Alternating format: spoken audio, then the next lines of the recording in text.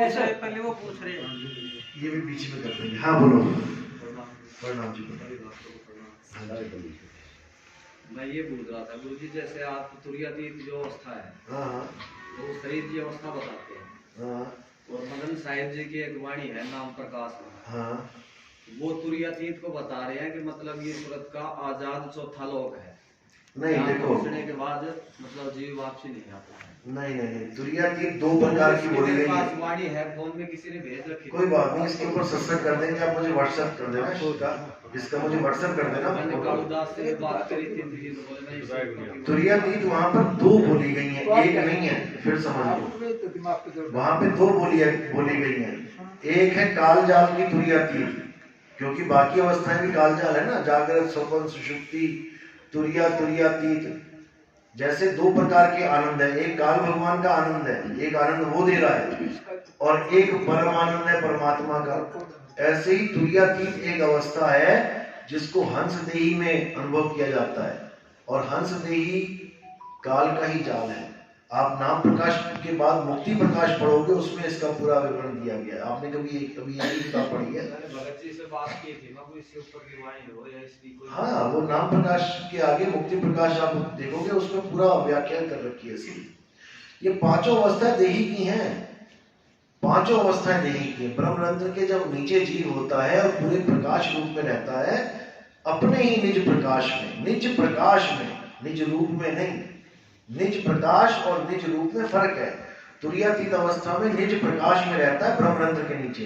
पांचों अवस्थाएं यहीं पर है। देखो, आंखों में जागृत, जब तक तुम जाग रहे हो तुम्हारी अवस्था जागृत अवस्था है, और जैसे तुम सो गए तुम्हारी यही सूरत कंठ में चली जाती है। यह है स्वप्न अवस्था। तुरिया जागृत, स्वप्न सुषुप्ति हृदय में, तुरिया नाभि में। नाभि से जो उठता है प्राण उल्टा होता है, तो ये कहाँ जाता है? ये ब्रह्मरंध्र के नीचे जाता है। वो तुरीयातीत अवस्था है, लेकिन वो भी अज्ञान अवस्था है। आप इस काया में ही ट्रैवल कर रहे हो। ये पांचों अवस्थाएं काया में ही घूम रही हैं। अब आपको क्या करना है? काया से बाहर लखे हंस कहावै सोए, जो असली अवस्था है, जो आत्म अवस्था है। ये तो होगी सूरत की अवस्था कि सूरत कहाँ कहाँ ट्रैवल कर रही है हमारी बॉडी में। एक है आत्म अवस्था जो अचल अवस्था है, जो ट्रैवल नहीं करती। तुमने वहां पहुंच जाना है, जिसको बोला है सतगुरु के लक्षण कहूं अचल विहंगम चाल। अचल, ये अवस्थाएं चलायमान है, वो अचल है। बस उसके साथ कनेक्शन जोड़ देना है। उसके साथ कनेक्शन जोड़ोगे तो ये पांचों अवस्थाओं में नहीं जाना पड़ेगा, तुम्हारी गति अधोमुख हो जाएगी। और जब गुरु भेद बता, अभी नाम तो नहीं मिला आपको? हाँ, तभी जब नाम दीक्षा मिलेगी दूसरी वाली, तब समझ पाओगे कि ये कैसे है, ये काया से परे कैसे ज्ञान है। बाकी पांचों अवस्थाएं, जागृत स्वप्न सुषुप्ति तुरीयातीत, ये सब काया की अवस्था है। काया में सूरत घूम रही है। और काया क्या है? जो पिंडे सो ब्रह्मंडे। ये समझो कि माया जाल में ही है। जब काया से परे स्थिर हो जाएगी, तब तुम्हें समझ में आएगा, अच्छा ये है, ये छोड़ा और ये पकड़ा, एक छुड़ाए एक लखाए, तब प्राणी निज घर को जाए। और जो आपने पूछा कि ये क्या है, कबीर साहब इशारा करते हैं यही वो अवस्था है। ये त्रिगुणी शरीर है। इन त्रिगुणी शरीर का साथ कर दिया सुरता ने। ये वाली उंगली सुरता की निशानी है। जब ऐसे करते हैं तो ये परमात्मा और ये तीन गुण, त्रिगुणी माया, त्रिगुणी संसार, त्रिगुणी सारा जहान, इसका सहारा जब इस सुरता ने कर लिया तो ये परमात्मा का गैप पड़ गया, दूरी हो गई। किसका साथ हो गया? त्रिगुणी माया का, संसार का। जब ये उंगली साहिब ने ऐसे लगा दी, तब यही सुरता इन तीनों गुणों को, त्रिगुणी माया को, त्रिगुणी संसार को, मन माया को छोड़ के अपने सत्य स्वरूप में लग गया। ये कबीर साहब की निशानी है। संकेत दिया गया है आपको कि अपनी सुरता को हमेशा शब्द गुरु से जोड़ के रखो। अपने ध्यान को, चित्त को स्थिर रखो। जैसे एक पनिहारिन घड़ा सिर पे रखती है। अब एक सवाल था कि एक ही समय में दो जगह सूरत कैसे रहेगी? हम परमात्मा में ध्यान रखें कि हम दुनिया में ध्यान रखें? बिल्कुल उसी तरह जैसे पनिहारे अपने सूरत को अपने घड़े पे स्थिर भी रखती है और सामने गड्ढा आ जाए तो क्या उसमें गिर भी जाती है? तो गड्ढे से किसने बचाया? सूरत ने। तो ऐसा तो नहीं था कि गड्ढे से बस्ती बस्ती मटका गिरा देती है, ऐसा तो नहीं होता। गड्ढे से भी बची, मटका भी रखा है, कोई और तीसरा बंदा दिखाई दे गया तो उसको भी पहचान लिया, देख लिया, बातें कर ली। 3-3 जगह सूरत हो गई।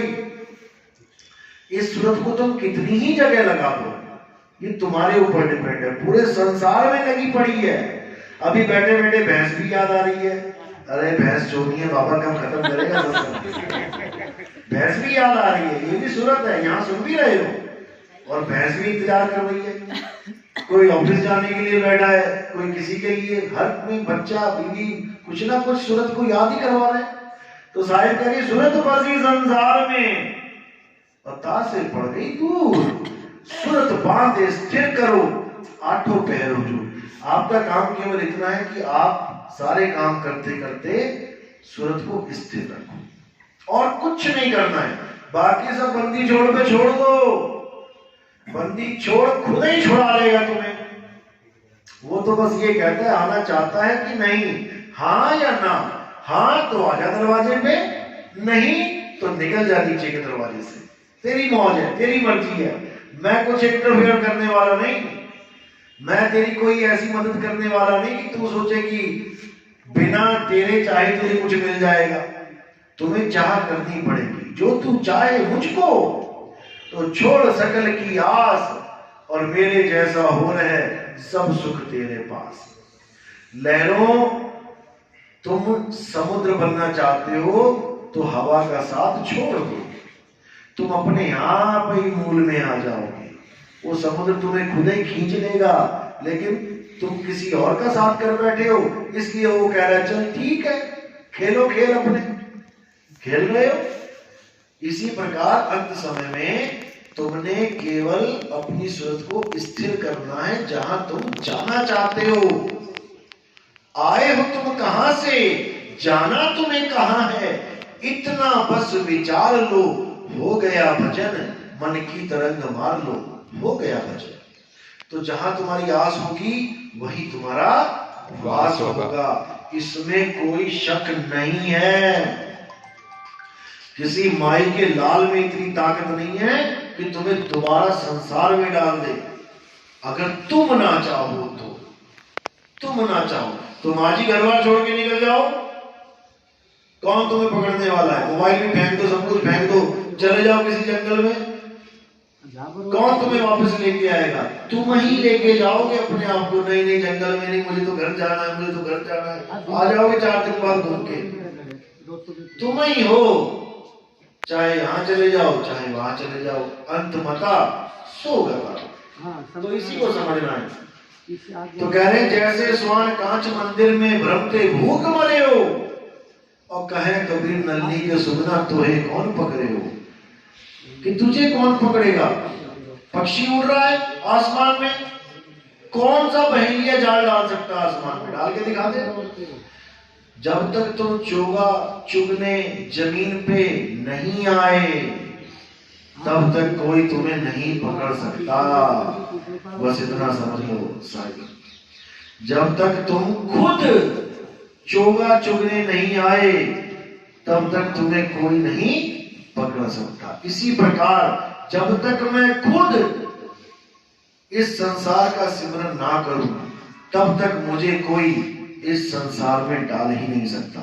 अंत समय में हम डर जाते हैं और हम शरीर का सिमरन करने लग जाते हैं कि कैसे भी ये बच जाएगा।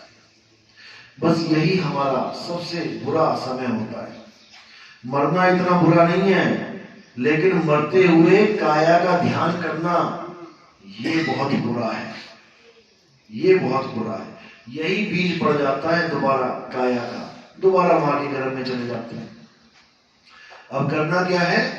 अब काया छोड़ते हुए अपने स्वरूप पे स्थिर हो जाना है, अपने स्वरूप पे स्थिर होना है। और उसके बाद इस काया को केले के छिलके की तरफ फेंक देना है। जो पसंद तो हमें खूब था, मार्केट से लेके आए थे केला, केले का ही छिलका देख के कि पीला है कि हरा है कि बढ़िया है, दाग वाला है, कैसा है, लेकिन जिसको देख के आए थे, जो हमें पूरा पसंद था, खाते हुए हमने उसको सीधे फेंक दिया डस्टबिन में फेंक दिया। यानी जो हमें पसंद था वही चीज हमने फेंक दी। हमारी जो काया थी हमें पसंद है, कितनी पसंद है काया हमें, सुबह शाम इसी की देखरेख में लगे रहते हैं, लेकिन ठीक है, पसंद है, कोई बात नहीं, लेकिन जब इसको छोड़ने का समय आएगा तब इसको केले की छिलकी की तरह फेंक देना। जो नहीं फेंक पाएगा वो फिर आ जाएगा। यानी कि काया की तरफ ध्यान ही नहीं करना है, तुमने उलट कर देना है, अपना ध्यान उल्टा देना है, क्योंकि तुम्हारे परमात्मा, तुम्हारी जो पेड़ की जड़ें हैं वो ऊपर हैं। जड़ में सूरत लगा देनी है तुमने, और नीचे का सारा ध्यान अपने आप खत्म हो जाएगा। अंत समय में बीवी बच्चे मकान दुकान का चिंतन नहीं करना कि मेरे बेटे को बुला दो, मैं मरने वाला हूं, आखिरी बार उसकी शक्ल देख लूं।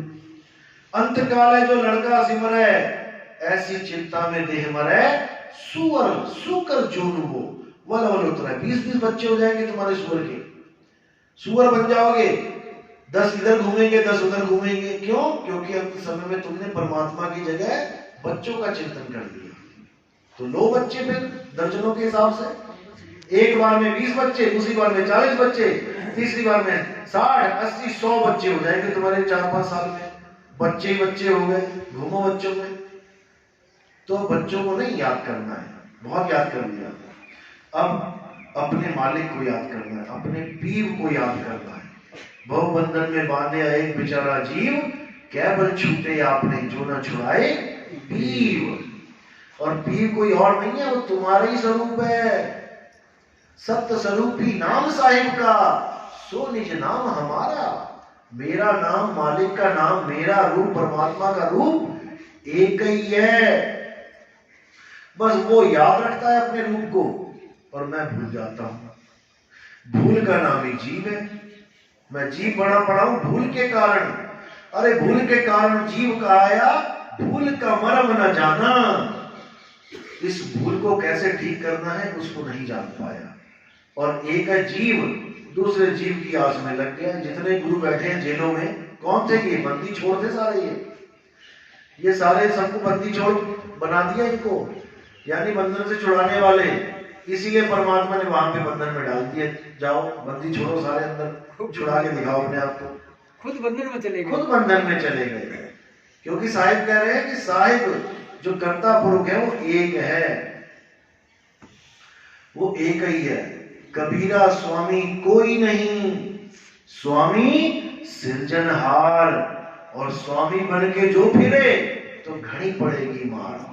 ये मारी पड़ रही है, 20-20 साल हो गए अंदर बंद हैं, कोई निकालने वाला नहीं इनको, क्योंकि बंदी छोड़ कहा रहे थे। बंदी छोड़ केवल शब्द गुरु है, उसके अलावा कोई नहीं है। शब्द सबका गुरु है, चेले का भी और तुम्हारे गुरु का भी। वो सबका दादा गुरु है, उसके अलावा और कोई नहीं।